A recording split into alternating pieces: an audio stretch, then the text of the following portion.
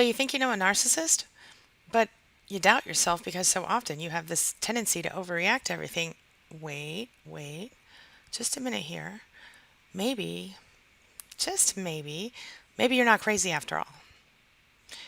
Does someone in your life over criticize you on a regular basis? Do they make you feel less than or not good enough? Do they always put their feelings before yours? Does someone in your life often make choices without regard to your needs or your comfort? Do they make you question your sanity by talking in circles all the time or twisting your words? Do they make you feel like you're not really as real as other people and like your opinion isn't valued? If so, you might be surprised to learn that you might be just dealing with a narcissist. That's right, a narcissist. You can't always see the scars of a victim of narcissism, just like the psychological and emotional injuries that are a result of being in a toxic relationship with a narcissist. You can't tell that a person is stuck in a narcissistic relationship unless you happen to be a personal witness to the behavior of that narcissist. A lot of people have never seen this. Narcissism and narcissistic personality disorder can wreak havoc on the lives of anyone involved with the people who are affected by these kinds of conditions. And it turns friends and family members into sources of narcissistic supply. It'll cause an affected person to have an emotional vampire effect on those closest to him. And it will most negatively affect the children and spouses of those who are affected by it directly, or anyone who lives in the same space. And it can also affect coworkers and classmates.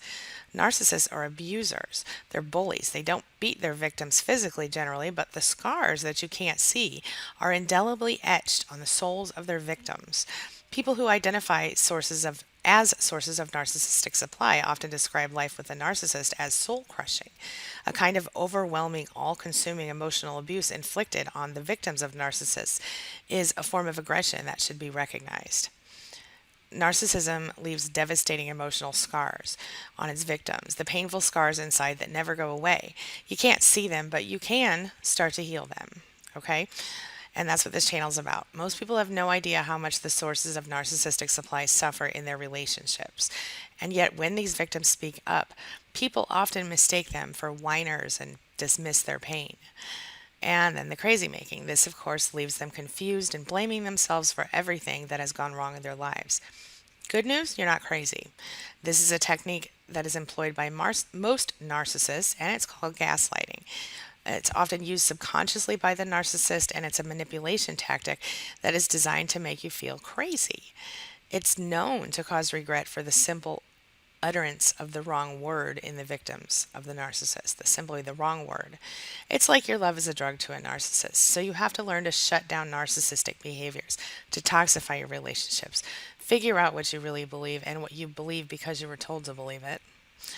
Redefine yourself and your relationships and start living the life you really deserve today. But where do you begin? Begin right here.